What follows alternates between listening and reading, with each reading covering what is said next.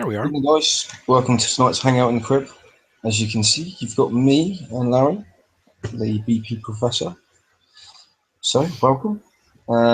Today we're going to be talking about the new items from the Forsaken mission and, of course, the Dragon Strike campaign. So, shall we just go straight into it, Larry? Happy to do that? Let's go straight into it. Hopefully we can see my screen today. Good so far? Looking good. All right. Well, let's carry on. So I'll start with the bug fixes and tuning. Some minor ones, I guess, this week. Sometimes the repair specialist for the Mastodon wouldn't be applied. They say they fixed it. Let's see. Points awarded as a prize for completing an event campaign will once again be counted towards a player's total score displayed in the leaderboards. So they didn't fix that one during the raid because that was broken during the raid. But they say they fixed it now, so I guess we'll have to see next month if the leaderboards actually work, because they haven't worked for about 4 months now, if I recall. Yeah, there's been loads of problems with it. I mean, to be honest, I'm not really that fussed.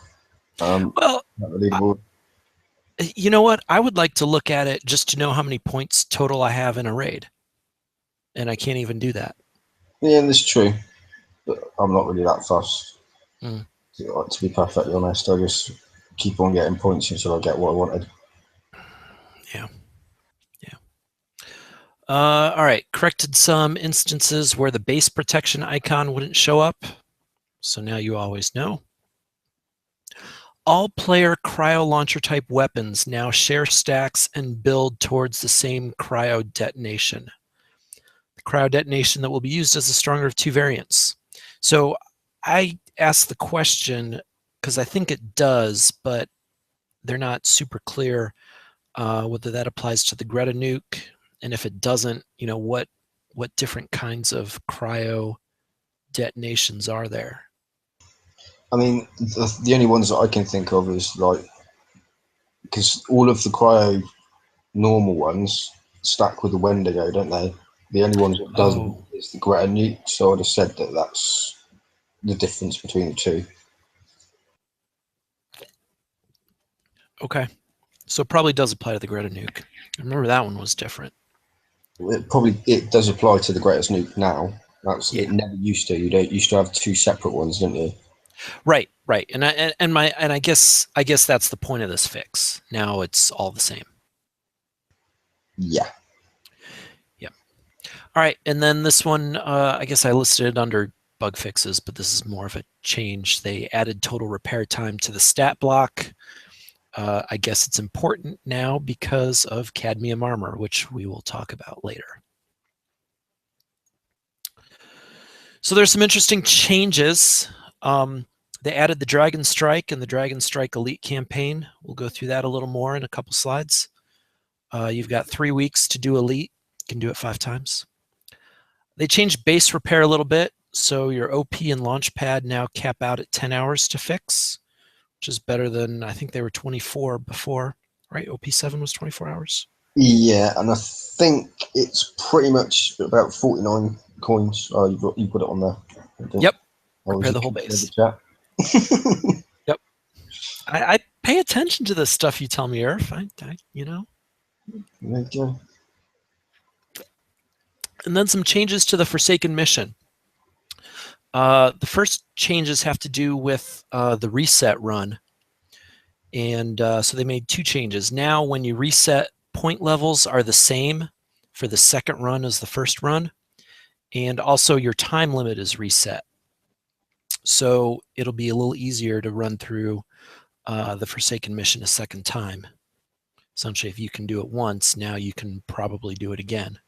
I have to say, we've been asking for this for ages and ages and ages, and I'm quite pleased to see it.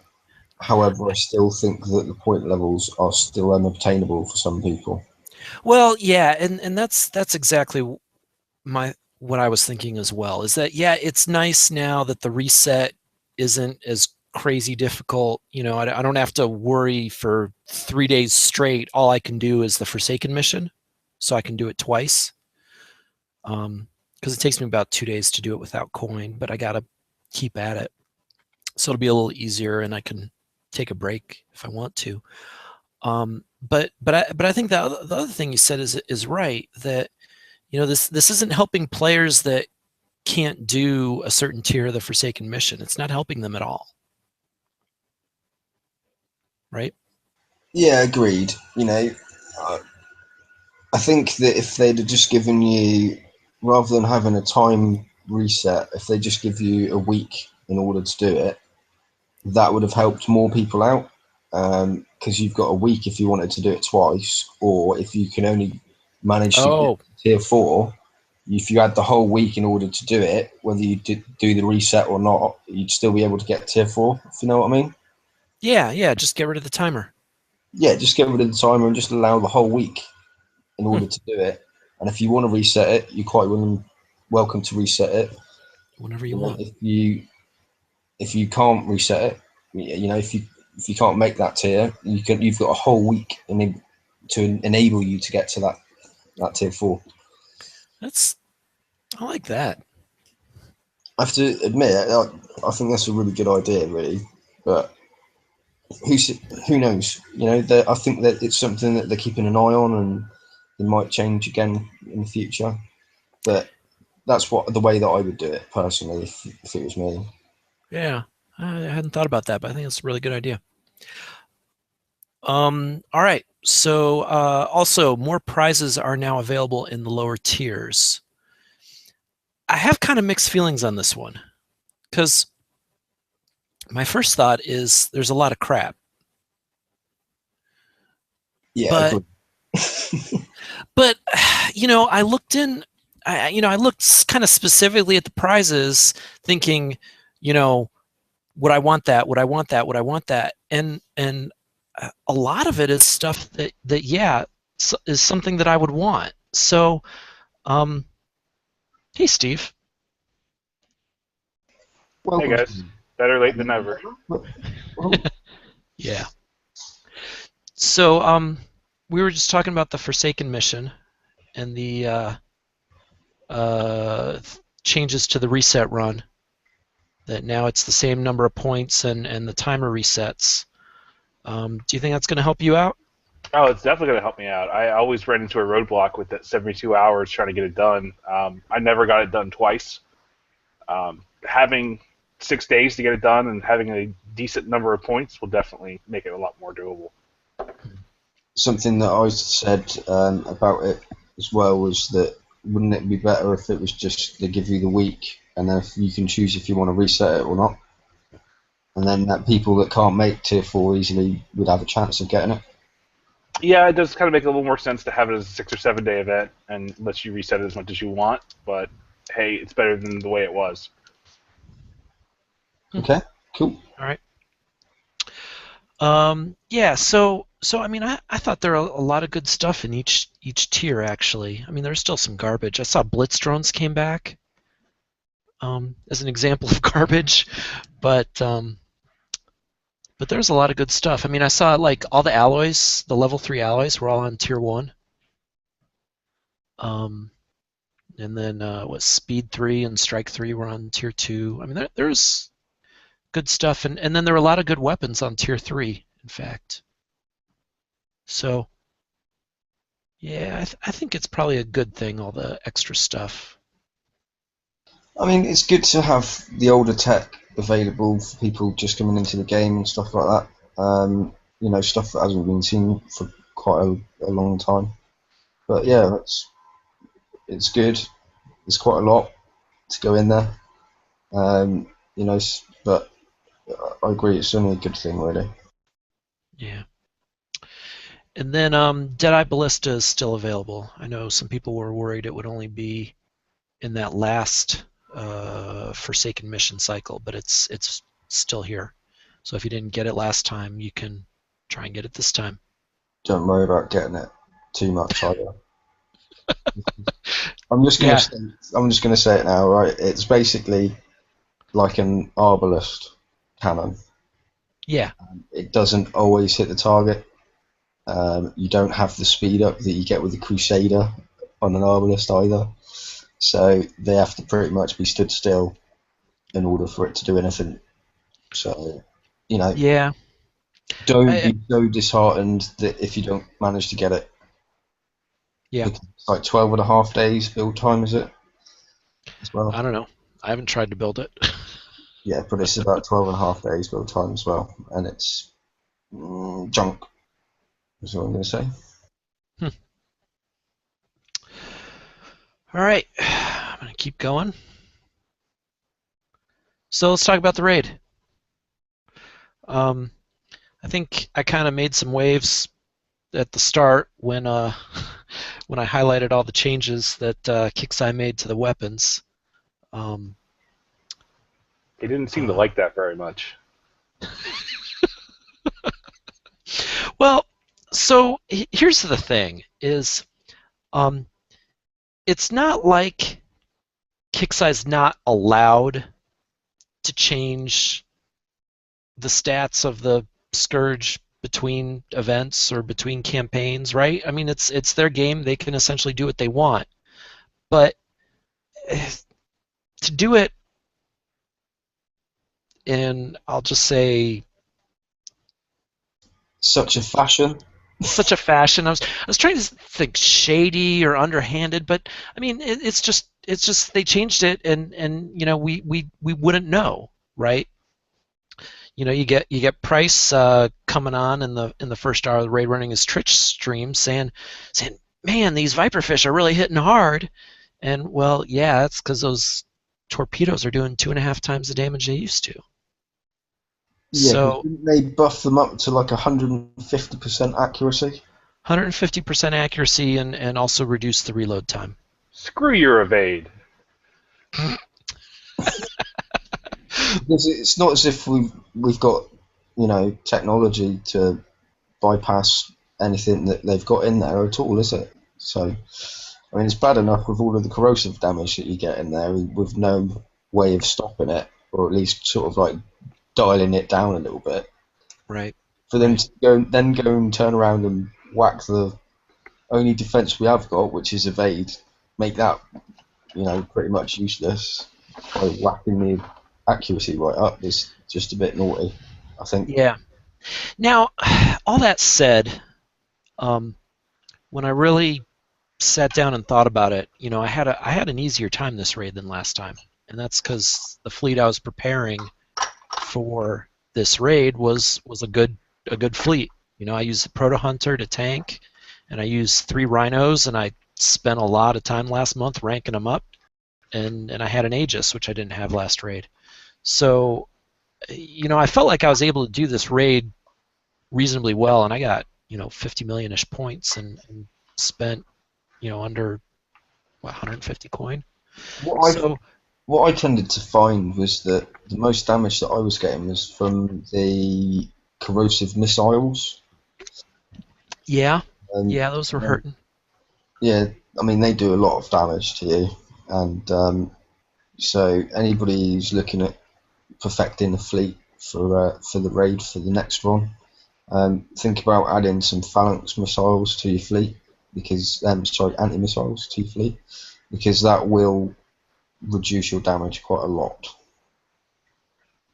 Agreed. See, I found the biggest issue was still the rocket ships that came up and flash pinched you. I found that was really wiped me the most. I get pinched at the most inopportune time, and just half your fleet's gone. Those corrosive missiles did hit really hard this time. The speed 5 and interception system, so they were like combat speed 33, and I think that was mid-20. I was in the mid to high 20s, I think. Yeah. So I think the speed helped me out. Yeah. Larry, question from chat. How much did you have to coin to get that plus the rank? To get the fleet? Yeah. I did not coin the fleet. I mean, I used tokens, but I didn't coin up the fleet. I was building the Rhinos from, the month before. I built the Hunter, and I was building the Aegis anyway. Again, I built the Rhinos, I built the Aegis. The Aegis was done like right after the last raid, and then I started on the Proto Hunter pretty much after that Caustic Warfare campaign. So I didn't really coin up any ships. My rhinos are still unarmored. I'm finally starting to armor those. So yeah, I didn't coin up fleets for this raid. I was just stuck with my plan. Yeah, I think that's a lot of it as well. You know, you've got to get yourself a plan of what you want to get done.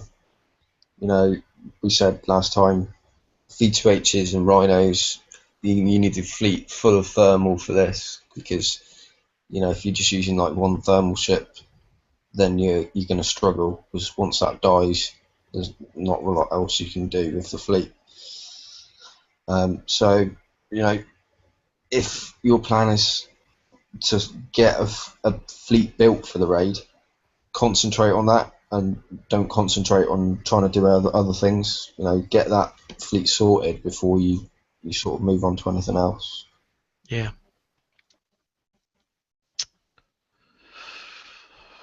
All right. Do we want to talk about vanguards? I didn't hit any vanguards actually. Earth. I hit hundreds. I do know my friends were sick of getting fucking scatterguns. I didn't hit them, but damn. Somebody in my alliance, or our alliance, is, yeah, let's just say that he's got quite a lot of scatterguns. Yeah. Like 76 scatterguns. I think Burnin said he had over 150 or something. It was fuck scatterguns. You know, after seeing that video of the Drac base going down with just tiger sharks with scatterguns, they have some use. Yeah, I'm glad I've got some money now. But yeah, I'm going to put them on my reapers. They're going on there Saturday. So I mean, we've never had a weapon like that where, you know, the sub can just sail around and fire from underwater without stopping and just hit land targets. yeah, Right? I mean, it's totally unique. it is cool. One thing I will say is I'm putting siege battery on mine. Siege battery 3 for the extra building damage. Yeah, I saw that post of yours. I guess it depends on what you're going after. Like on the Drac bases, I think maybe the splash bonus will help you more because you'll hit more targets. Yeah, I Get 'em want corroding. mine more for the Forsaken mission though, where the turrets have got a lot more armor on. Okay. Yeah. So, but I did post both builds to the Battle Pirates Squad page. Yep. Saw it. There was a full album of Tiger Shark builds in there, so go and check it out. Right. You know, while we're talking about subs and tiger sharks, I want to share something that I was looking at too. Is, you know, I started thinking I want some subs with some Scourge Torps, and I was looking at refitting my Kudas actually. And you know, I could load up 6 Scourge Torps on R10 Kudas, and it would be about, I think it was about 10 days refit per ship.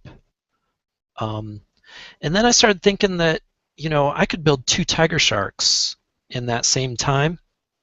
And I looked at it and thought about it and just looked at the damage output, and the tiger sharks would be more effective. You know, 2 tiger sharks would be more effective than 4 kudas. So that's kind of stuff you want to think about. Sorry for the rambling, but I thought it was worth sharing. No, that's good. That's what we're here for. Yeah. I know I'm working on one right now. Is anyone else kind of surprised how long the Tiger Shark's build was? I think it was 6 or 7 days just for the raw hull. Well, I mean, I complained about it when they released the prize. I thought it was too long, but It's quite a powerful hull, though, isn't it? And you know, always find that they are slightly long build times. I'm just thinking my Nighthawks were less than 2 months when I finished a Phantom and 4 Nighthawks. I got 5 hulls done in like 50 days, and that was going to look like a 3-month build. Yeah, 22 days per tiger shark. Hey, the Ghost Crawler's like 59 days. But that's a whole fleet. Yeah. Shut up. And you have to see one. We've I got. love when you were looking at the overall counter, and it was 600 this hour. Oh, Shit was not I, right. I quite enjoyed it when there was 19 ghost crawlers, 1 hellstar, and 7,000 scatterguns in 1 hour. A lot of targets. Yeah, it amused me looking at it, but yeah, the ghost crawlers nice, All right. it's very nice. I guess that I kind of is our didn't have talk one. on the prizes. I'm quite upset, but And then the other thing that kind of stuck out about this raid, and I talk about it on the screw ups chart, but we can mention it now, is all the changes mid raid, right? Tweaks to the prize list, adding the dredges, changing the times on the Vanguard. I don't know. I don't like all the changes. I like to have a plan and stick with the plan. I mean, it's always been my biggest gripe with Kixeye is this game is hard enough, and people depend on the tactics that are based on previous knowledge. So I've never understood why they move the goalposts quite so much as they do every event. They may say they don't, then we can't make changes mid-event. Bullshit. We all know how that works. I just never. It just feels like they don't give a shit anymore. It's kind of weird. Yeah, I don't know. shall we move on? Let's move on. All right, so I want to talk about Forsaken Mission prizes. First we start with the Stealth Attack System 4. And this, all the Stealth Attack systems combine concussive damage bonus with cloak time bonus. This one was actually, in terms of its stats, it was actually exactly what I was expecting, which was the same cloak time bonus as the battery, level 3, and then the same damage bonus as Concussion Warhead 3. So it's like combining those two specials in one slot. Obviously it weighs a lot, but actually if you add up the weight from battery and warhead, it's the same. And then the build time is the biggest surprise. It's less than 10 hours for this special. And most of these combo specials are like, day and a half, 2-day build times. So, this is a really good prize. It's almost a no-brainer to use it instead of battery. The only drawback is that its retrofit is in concussive, not in stealth systems. So if you have your stealth systems all retrofit up, you might lose some cloak time until you get this retrofit up as well. Any other thoughts? I know I'm getting it. That's what my Nighthawks are based on, is stealth attack system already. So I know this is going to be one of my big draws, and I'm going to hold off on getting my Tiger Sharks done until I get this. Yeah. Yeah, I have to admit I'm quite liking the build time of it. Yeah. Yeah, it's good. It's a good step in the right direction. Yeah, well, one step forward, one step back, I guess. No All right. Gargoyle 2. This is I'll call it a slightly improved version of the earlier Gargoyle. It's got a little better range, less reload, more damage, more power, and I don't know the build time. So subs are a little beefier. Now you've got a beefier Gargoyle. Anything else to say here? Not really. The thing is, a lot of the time with the gargoyles, yeah, they're alright for subs, but as a frontline turret, really, the range on them is too short by masses. Yeah. So they're not really as helpful as they once were, shall we say. Yeah. I would have liked to have seen a bit of a buff to the range on it.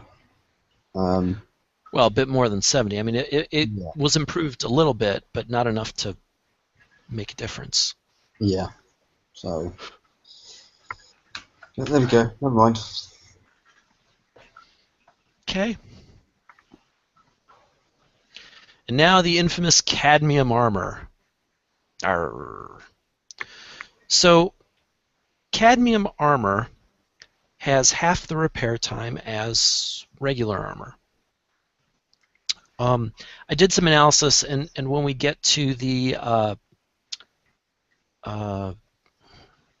shockwave plate, I'll round them all up. But the armor points per weight was pretty similar to the Drac armor, at least at Shipyard 2. Build time is kind of similar as well. But the thing about this armor is it isn't like you repair this armor at half time.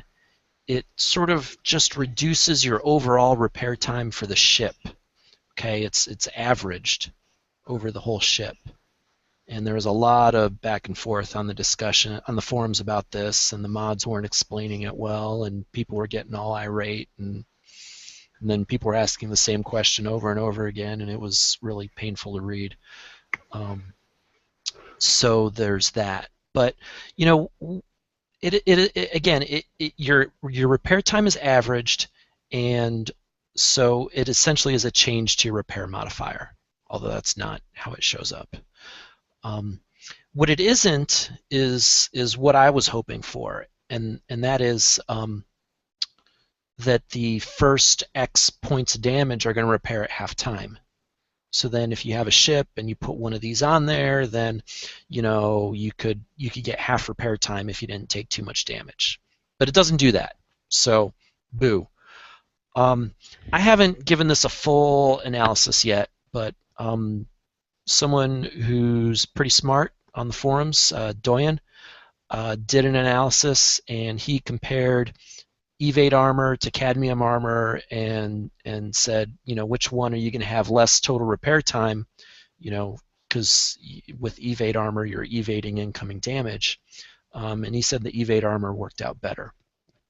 I'm going to try and give this a more complete treatment on the blog, see if there's some situations, if you have like a tank ship and you put a bunch of like D2E along with one big piece of one of these, maybe you can get a net benefit. I don't know, but it's not as exciting as we were hoping, I think, is the story. Agreed. I personally run a few bits and pieces with it earlier and come to the same conclusion that it's not as beneficial as evade armor and stuff like that, or in fact a lot of different things. So it could have been better. Also, just to mention, somebody has if you swap out a gargoyle 1, the gargoyle 2, 7 days and 16 hours. All right, excellent. Okay, well, I don't want to talk too much more about cadmium armor. Yeah? Yeah, I'm done with it, I think. Okay. So let's talk about Dragon Strike. So Dragon Strike campaign is the base invasion. It is against a draconian enemy. Unlocks at level 55, so you got to be level 55. And then, like each of the other campaigns, there's 3 levels. Although it looks like the mastery level is time limited. So after a while, we'll just get the first 2 available. We've got Elite available for 3 weeks. So there's 5, 6, and then 7 encounters. Encounters 1 and 2 are fleet versus fleet. Encounter 4 is a draconian platform with some ships. And then 3, 5, 6, and 7, if you have 6 and 7, are base invasion. And then the time limit is 24 hours for the first one, 18 for the second, and 12 for the elite. So the prizes, I'll get into them, but the prizes aren't super great, I would say. You've got the Shockwave Plate 1 for beating Pack 1, and then you get a 12-hour bubble to fix yourself. The second one, you get Shockwave Plate 2 and a Ballista turret.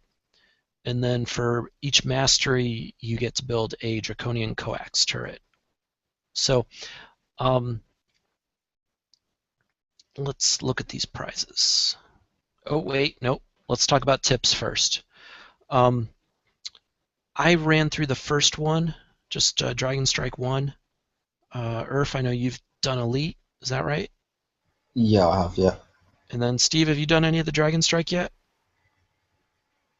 I haven't got a chance to play with it yet, unfortunately. Okay.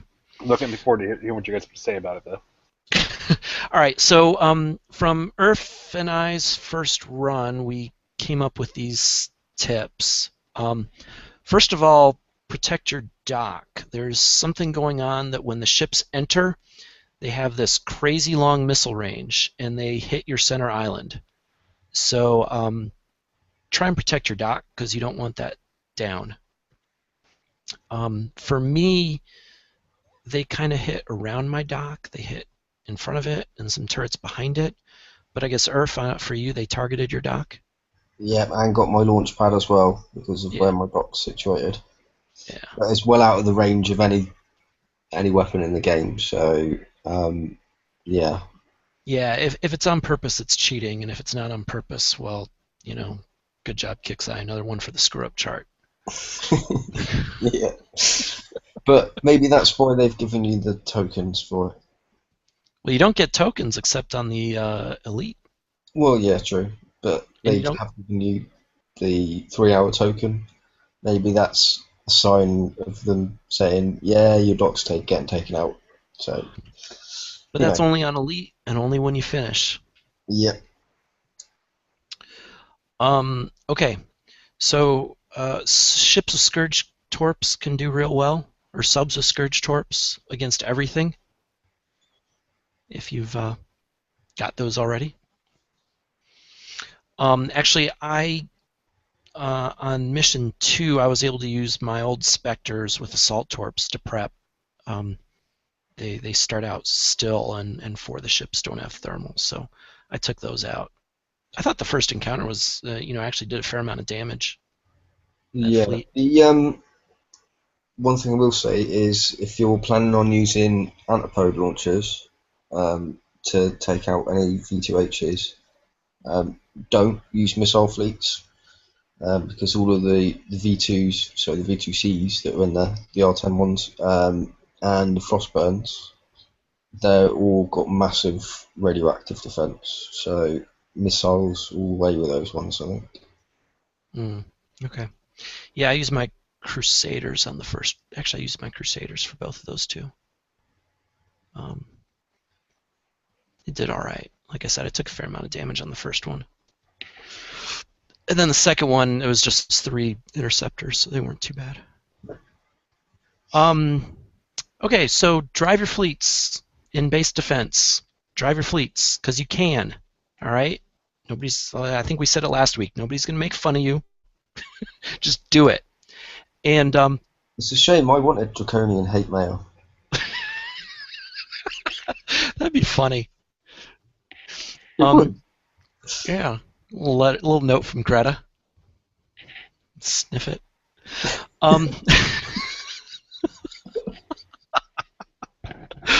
Put a picture in this week. Anyway, yeah. So drive your fleets, and I said initial ship placement doesn't matter so much. So, like for mine, I have this kind of center pool where I couldn't really fit 5 ships in there, and I don't use an Aegis, for example. So, and I talk about this later on. I use an Aegis. I took out my sub defense. I used a crew. So all these things, and then so my Aegis I started way out of the way, and then just drove it right into the middle of all my ships. It wouldn't have worked in normal base defense, but since I was on and I could drive, worked fine. Worked really well actually. So so do all that stuff. Take out your sub defense, put in another Mastodon or something.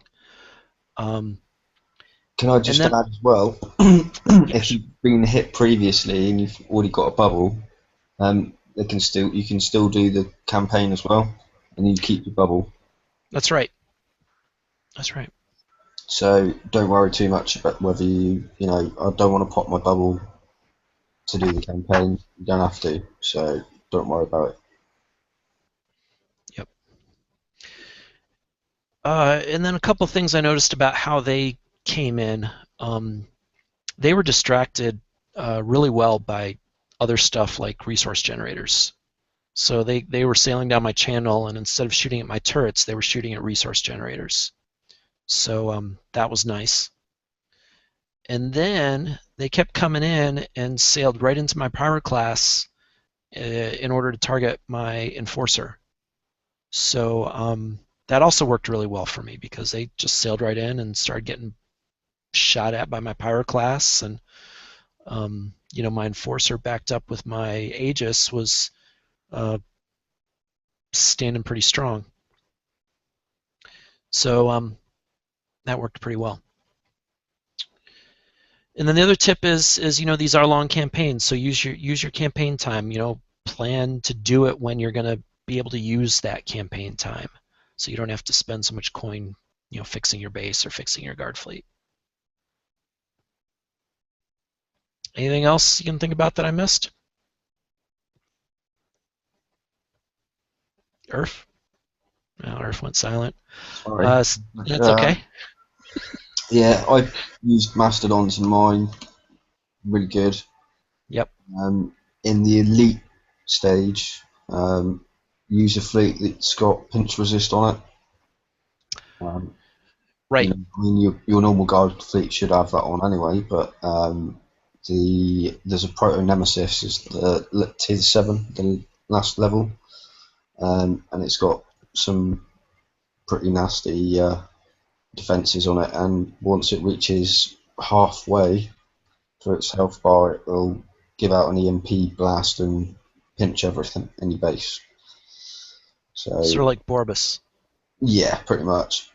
Yeah. So make sure you've got pinch resist on there, or if you're using something that's not your usual fleet, make sure that's got pinch resist on it, because it will help you out a lot.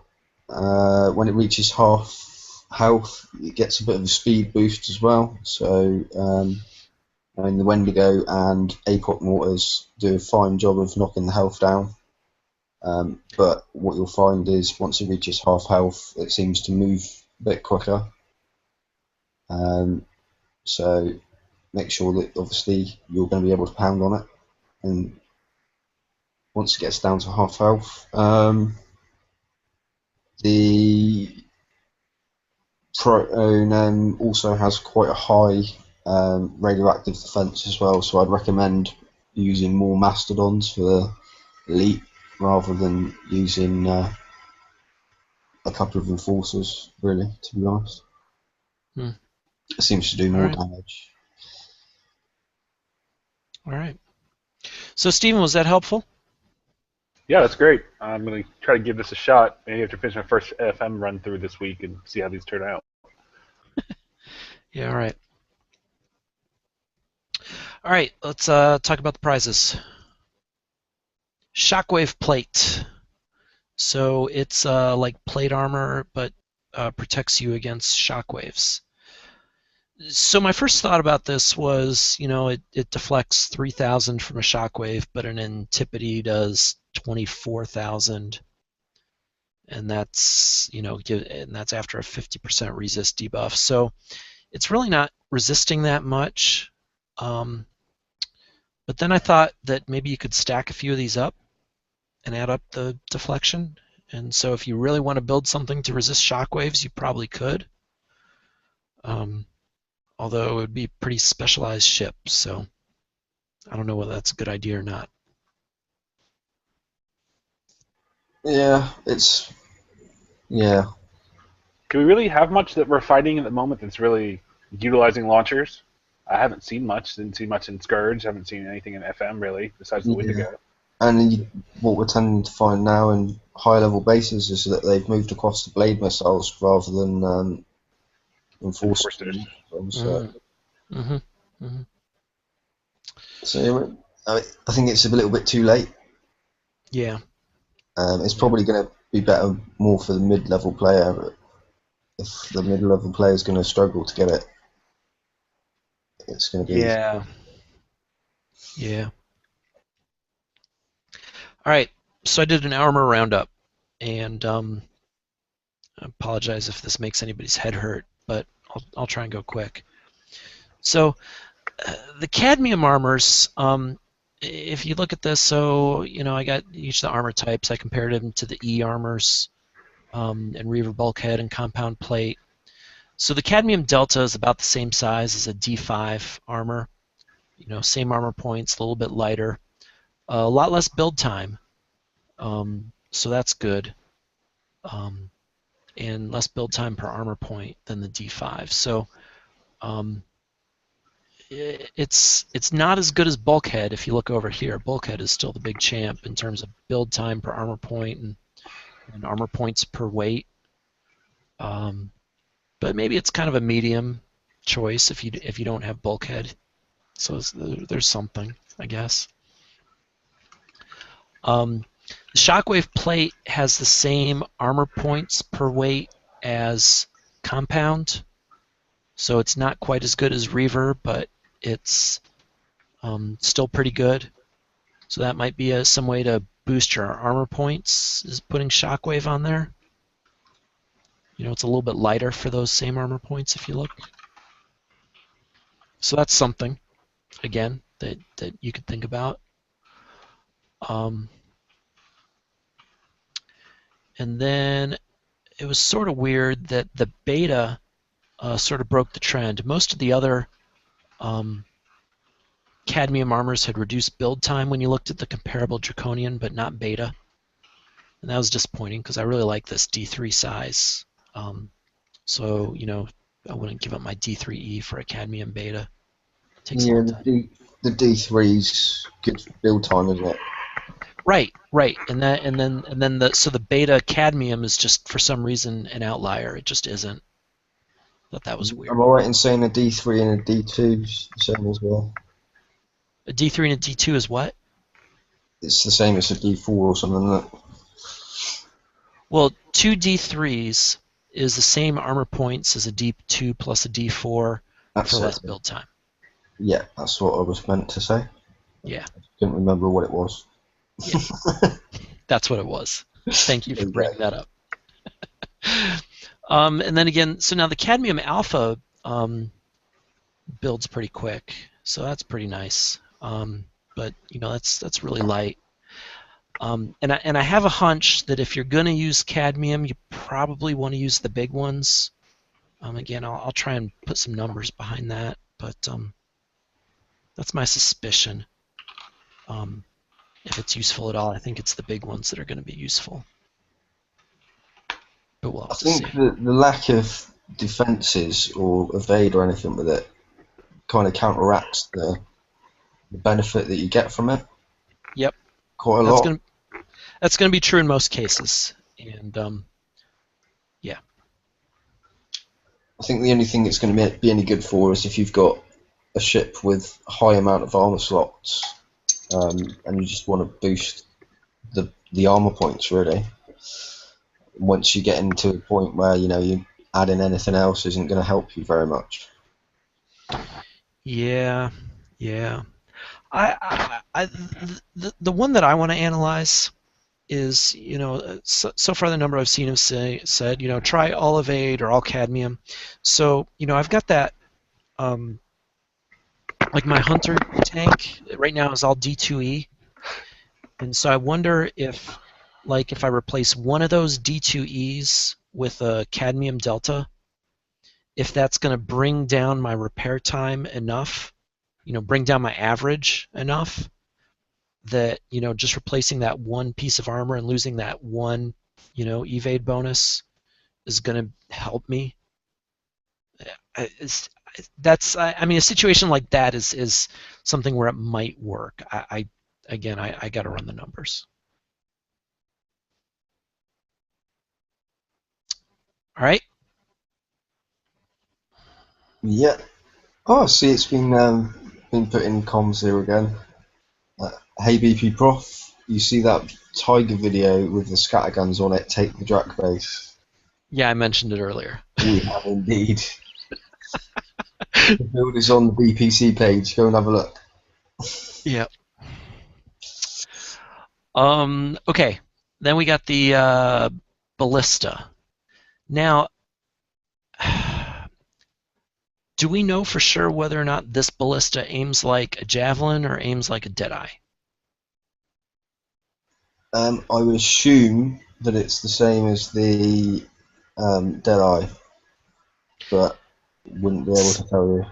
Yeah, see, I thought that too, but it's got no piercing statistic. So I don't know. I don't know. It says that it's a cannon as well, not a railgun. So, Oh, yeah. Yeah. and it's got 100% accuracy. But so does a javelin.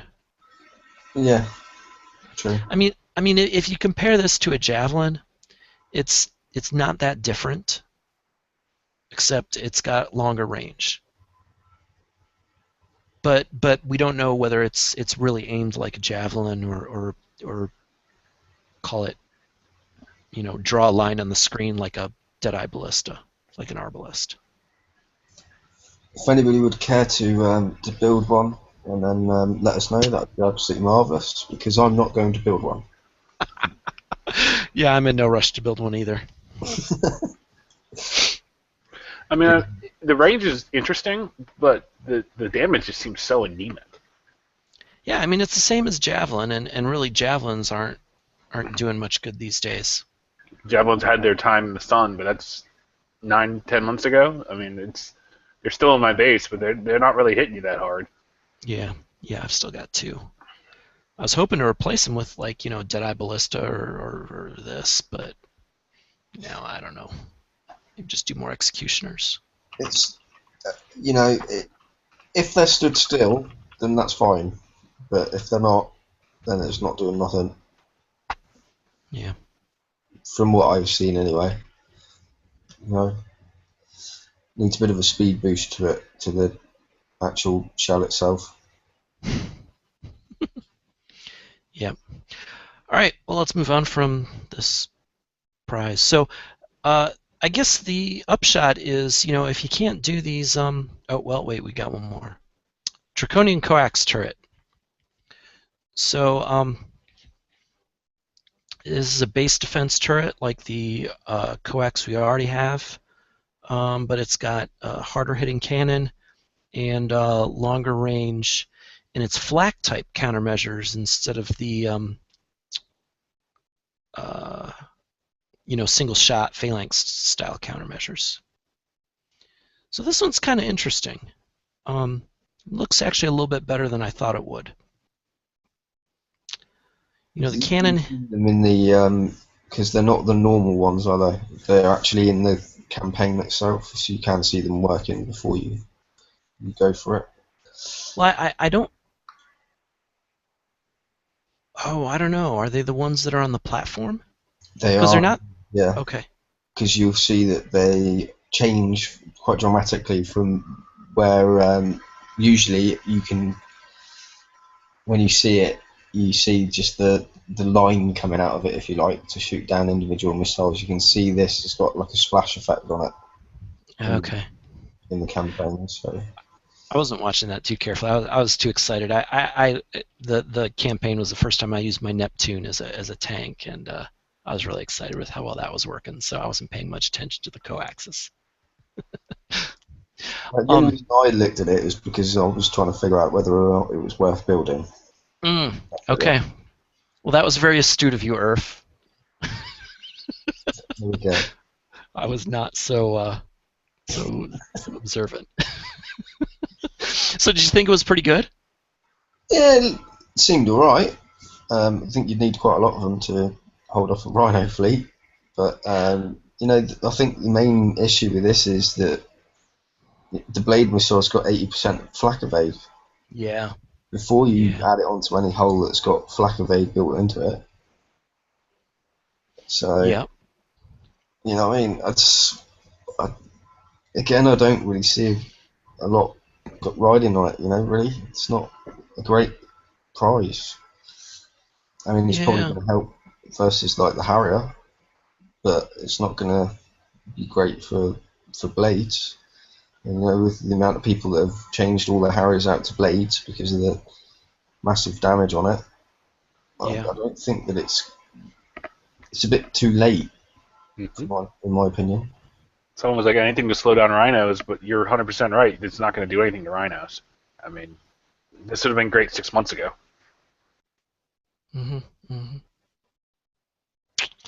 All right. So what I was about to say before the last slide, but I'll say it now, is if you can't do Dragon Strike, it's not a big loss. And Steven's telling me 10 days to build this? That's what chat's saying. All right, chat's saying. In the region of 10 days. Okay.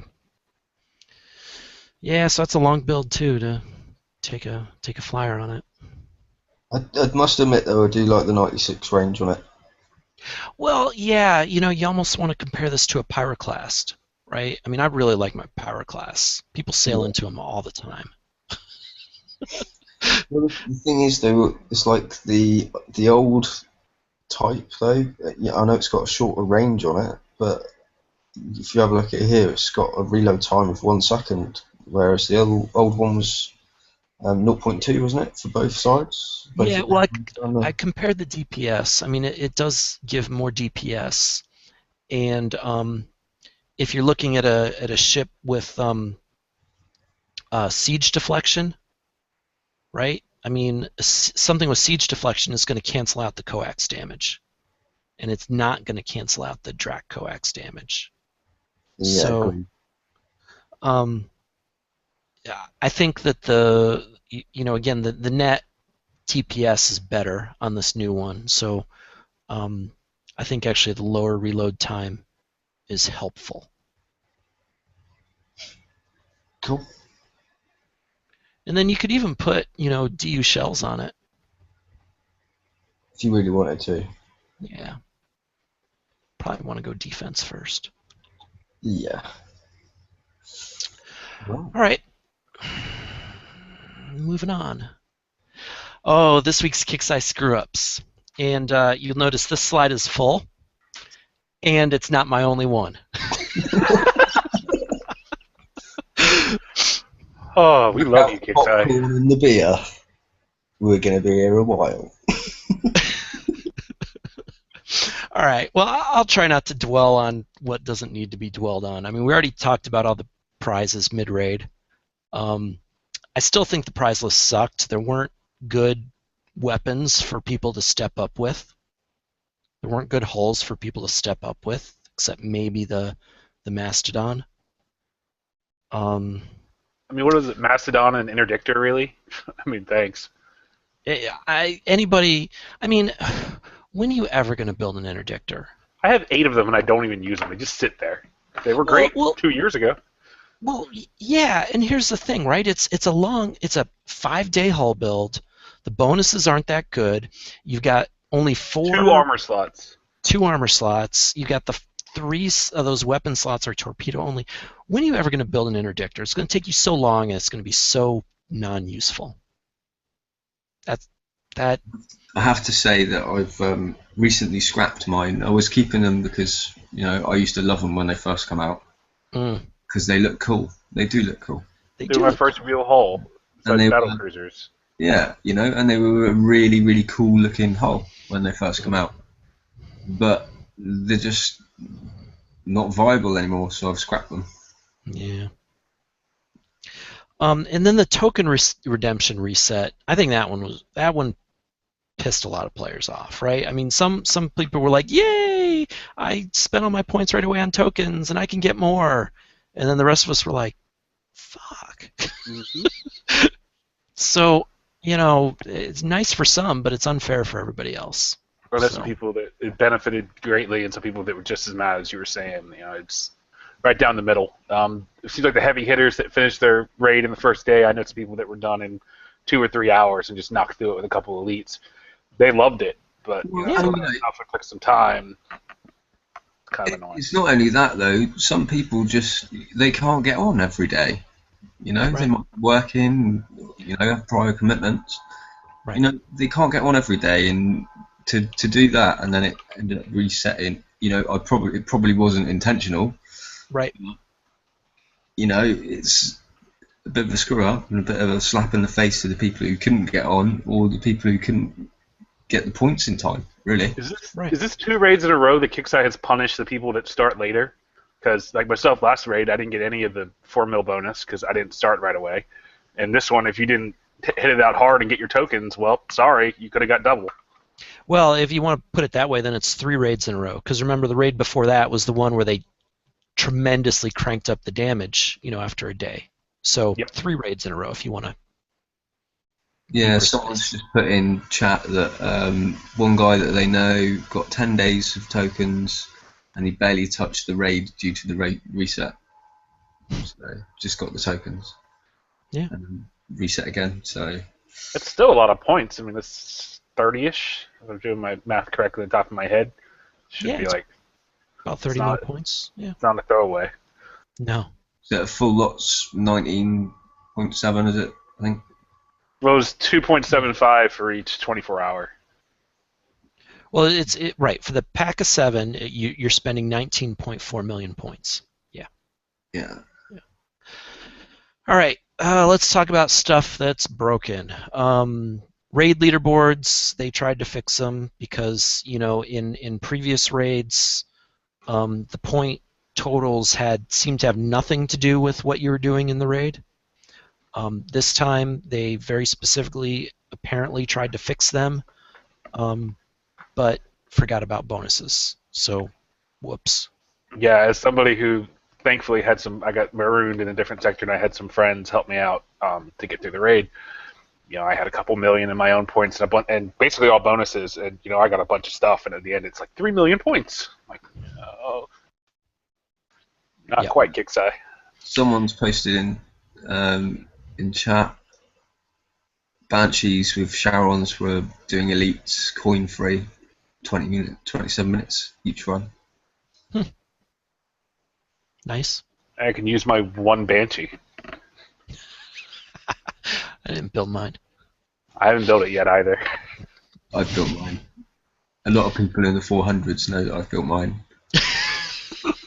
A lot of people in the 400s also know that we've got Tiger Sharks with 36 launches and times 6 supercharge on them, literally just for taking out thermal ships. You were just waiting to talk about that, weren't you, Irv? Yeah. What? Run them zombie as well. It's hilarious. The hate mail is insane. It's great. Oh, wonderful. Okay. Battle playback still broken for a lot of people. The NPC playback does work from Dragon Strike. But I don't know. Mine's still broken, which sucks because I really want to know how my base design does against players, and don't know really. It's a bit of a pain in the arse, really. I haven't been able to tweak anything because I've not been hit whilst I've been online, so right. It's starting to do my head in now. Right. So they released Dragon Strike and it was broken. A lot of players could do the first 2 campaigns and then got stuck. I think they say they fixed it. I was able to do Dragon Strike today, so I haven't heard people complaining today.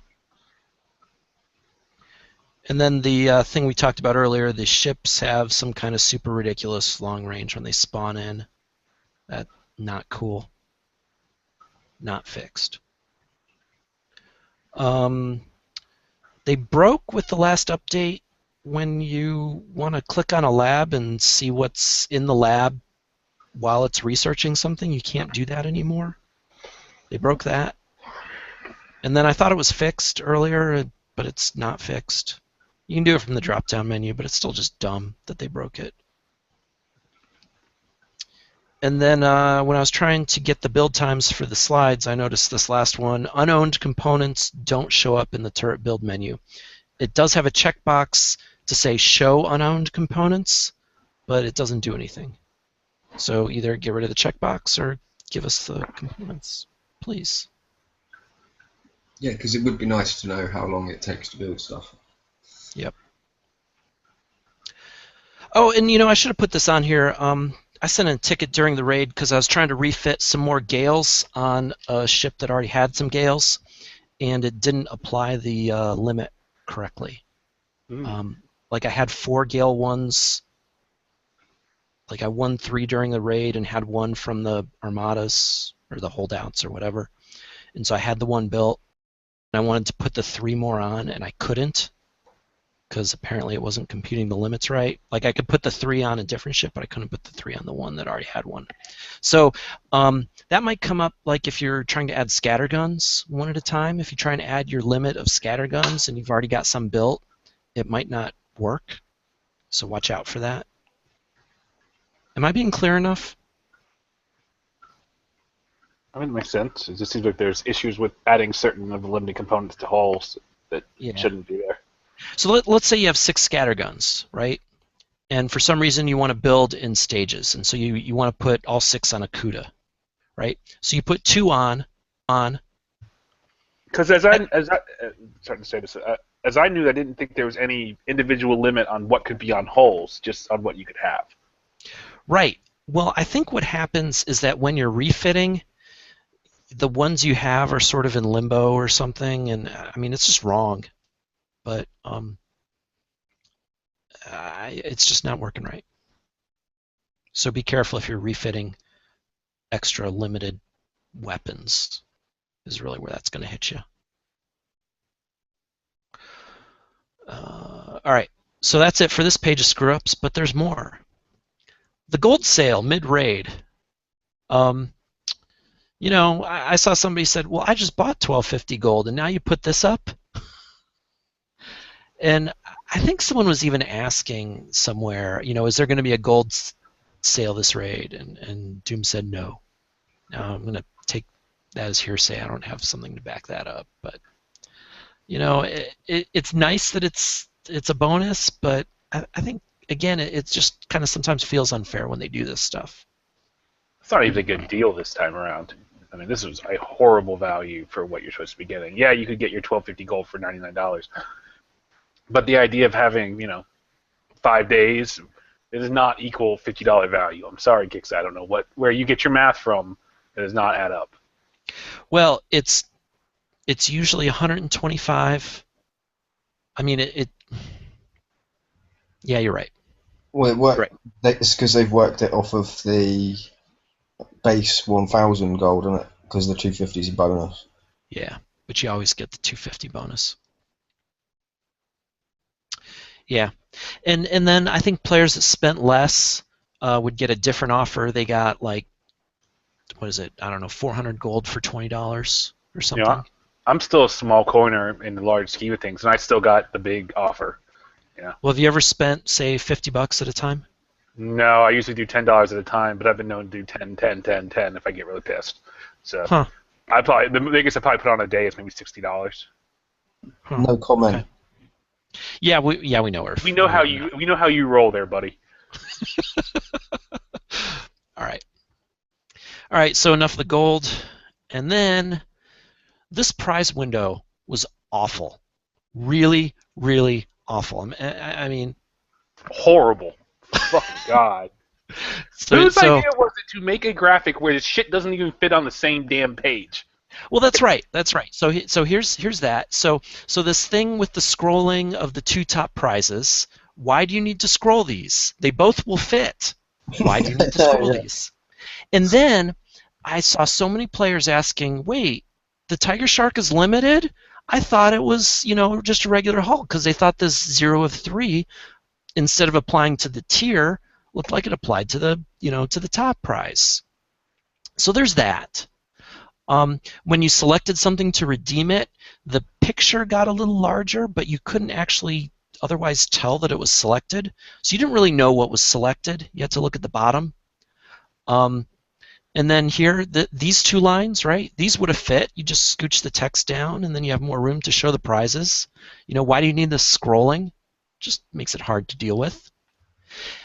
The drop down was a nice idea. Actually, I kind of like this. But then having tier 5 be missing and separate was dumb. So this was bad all around. It was so crowded, I felt it was hard to actually get information out of it. Right. It felt wrong in so many ways. Yeah, and when you're redeeming like stuff with multiple stuff, like limited stuff like tokens, it wasn't updating the numbers. It was crashing my game for a while. You could get like 3 or 4, and it would hard lock. It wouldn't show, and you have to refresh. Yep, I had that too. So yeah, the prize window really was awful. Somebody somebody skated past the layoff who shouldn't have. The other thing was the Wendigo thing as well, wasn't it? With this, What about? the Wendigo was in the limited. Oh yeah. It led you to believe you could get 2. It was saying that you could have 2, but then you can only have 1 as a max in that space. So, and that was like 25 million points. So if you'd have clicked on it thinking, "Oh, happy days, it'll let me have another one," you're going to be pissed. Yeah. Yep. I heard a few people do that too. I mean, it was in the prize briefing, so you got to read that carefully. But yeah, I agree. It could have been a lot better in this window. This was just awful. It was really bad. Really, really bad. Okay. I only have 3 slides of screw-ups, and our last slide was breakthrough. We like the build time on Stealth Attack 4. We already talked about that, but yes, we really like it. So there. Anything else? Anything else to add to that? That's good. I mean, what do we think about this base invasion? We were looking forward to it. I do like it, but I think that it should have been scaled. Yeah. Because the difficulty of them getting in my base compared to your base is dramatically different. And yeah, I just kind of feel like they're painting it with a broad brush from what I've seen. I mean, I haven't done it yet, but I have watched a lot of video on it trying to get informed for tonight. Yeah, it's pretty tough. Scaled a bit better, you know. Just sort of, yeah. Here, I'm gonna stop sharing. So so you can see my pretty face. I have an expectation that level 55 can hold up as well as my level 96 base is a bit. Right. Right.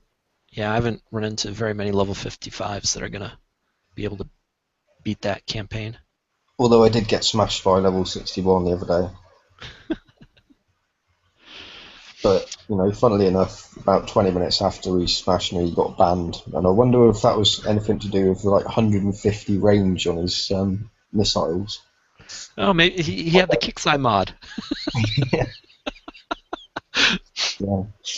Yeah. So, yeah.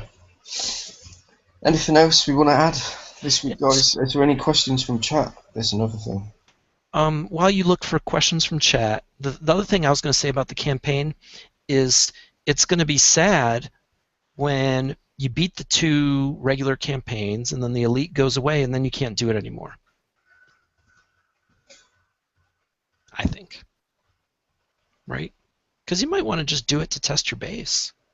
You can have a friend base test you. You could hop to Earth, he'll base test me, I'm sure. I'm sure I can do that for you, Larry. Anytime. Anytime, I know. But you know, the campaigns, when you're done with them, you can't do them anymore. So. Yeah, it'd be nice if you could just do them for like uranium or something. Yeah. I guess. Yeah. So, well, I think it's not a quick process that when they created that event, it kind of doesn't make sense for them to dial such a short half-life on the end of it. 2 times through and you're done. Well, how long did it take you guys to code that? Kind of a waste. Yep. You know, if they put it in there as, you know, even if it was just like the first level of it, and let you hit it for uranium, you know, it's not got to be a massive amount of uranium, is it? Right. Right. Right. Anything from chat? Let's see. It's kind of thin tonight, but I've got one good question, I think, and that's about it. Mastery for Snowfall for cheap.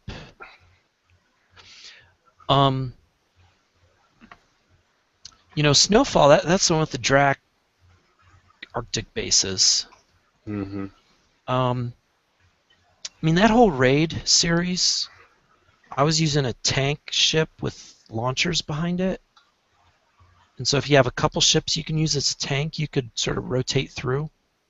Might be one way to do it, especially now with Mastodons or Rhinos. You know, the tank works even better. I was using Greta nukes.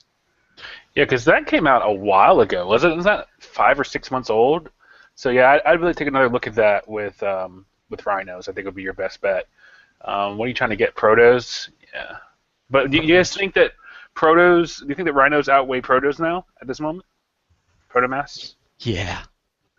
So would you even recommend that the guy takes that big of a hit trying to get the protomast? Or Oh, would you just build rhinos? well, I'd rather build rhinos than a protomast if you got them. Yeah. I mean, the pinch is nice, but I think for rhinos range, the thermal, there's so many things going for rhinos. I think that's always going to be your better bet at this point. Yeah, and then actually probably the other thing about Snowfall Mastery is the Kraken, right? You better have a Frosty. That's the main issue that a lot of people have is the Kraken. Yeah. You know, the depth charges work really well for that. With the Yeah. Frosty, just to I slow it down from moving. back when I used my V2Hs with Bullseye Brigade, and that was Another pretty. way, but Bullseye Brigade's quite hard to get now. It is hard to get now. But you've got better missiles now. You know, if you got blades or Harriers Sure. on V2H. You know, I was using essentially Siege Zs. Don't forget not to bunch your fleet up because they've got splash torpedoes. That's going to damage your whole fleet rather than just one ship. So always have one ship out leading so that it takes the brunt of the damage. Yeah, the days of stacking have kind of gone away. I mean, they'd still work great against certain rad splash groups or trying to minimize, say, APOC damage. But by and large, it just seems like it's not the way to go anymore. A good spread is kind of the go-to. Well, yeah, and you know, I've been trying to do, especially like with the Scourge and stuff. I'm trying to do tanks with, you know, that kind of draw fire, right? So you know, Hunter or Neptune, depending on your targets. And so, you know, the whole Scourge raid, I had my Hunter, you know, taking the brunt of everything, and then my Rhinos and an Aegis sort of flying in parallel behind it. You know, my Hunter here, and my Aegis and Rhinos here, and the Hunter would stay within the Aegis circle, and it worked great. You know, I just kind of sail them off parallel, and it was awesome. I loved it. So quickly, the guy was asking once again about that Snowfall if you don't have Rhinos. You said Greta's was a great option. Anything with a good tank lead. Anything that's going to do large-scale splash or explosion damage just for the fact that you can do multiple pieces at once. I would not try to pick these off one by one. Your best bet's going to be rad explosions, I think. Yeah. Anything else from chat? Anything else, guys? Scattergun worth the refit for anti-Scourge. Now, I know we talked about last week about scatterguns on Frosties, and I just don't think I have enough. I've got 3 on mine, and I see really anemic performance. I'm tempted to expand it out a little bit because I have some free slots in my Frosty. I think maybe put 6 or 7 on there and see how it really works. But it's just not giving the kick that I really want to see. I don't know if I have something wrong, if it's not stacking correctly, if I need to go ahead and put some superchargers on there and see, but it's just not quite doing what I want it to do. Yeah, I mean, I've seen them used in the Scourge targets. They do some damage, but you know, I think for the weight, you're probably better off with a couple of extra missiles on there. The build time's not quick. It takes a little while to get that done too. Yeah, I mean, it's what is it? It's a 12-second reload on a scat gun. Yep. So without a massive amount of rank, the reloads are few and far between, and you know, missiles are going to do a lot more damage in between. You know, it's alright for adding splash damage to multiple enemies, but you know, as a general rule, the missiles will kill them for the corrosive damage from the scattergun does. Yeah, maybe that's the key. If you got situations where you can take advantage of the splash and hitting multiple enemies, then that's when you're You know, a couple's not going to hurt sticking them on there to you know, for that reason. When you've got a couple of enemies on you, you know, it's going to take down some of the health points on the multiple enemies whilst you're finishing one off with your missiles. So you know, it's going to help. But as a general rule, I wouldn't say rush out and refit everything with them. Yeah. Yep. All right. Oh yes, and the scatter gun does shoot underwater. Just so everybody knows. If you haven't seen the video that we've posted on the Battle Pirates grid page, there is a video on there of tiger sharks doing drag base for no damage, using scatter guns and Styx torpedoes. The build is also on there. There's two different versions of it. One which I've made for, predominantly for doing track bases with the extra splash, and one that I've done on there which I think is going to be really good for doing the Forsaken mission. Thinking more because of the turret health on the Forsaken mission that you're going to want siege battery on there, just to bump up your building damage on it. So check those two builds out. Larry's builds from last week's show for the Tiger Shark are also on there. Yep. I added the album in last night, so go and check that one out. And thank you very much, everybody, for coming, and everybody in chat. We always like to see you all come out. Really appreciate it. We are hopefully going to have a show Friday, so keep your eye out for when we post it on the BPC page. We'll post it on all of the other relevant pages as well, the Alliance Crib, Doghouse, etc., etc. I think that's about it from me. Oh, and don't forget to check out Larry's blog. Yep. bpprof.blogspot.com. I'll try and put some numbers behind some of the armor stuff, maybe this weekend or something. Cool. Right. Thank you very much for coming, guys, and we'll catch you all later. All right.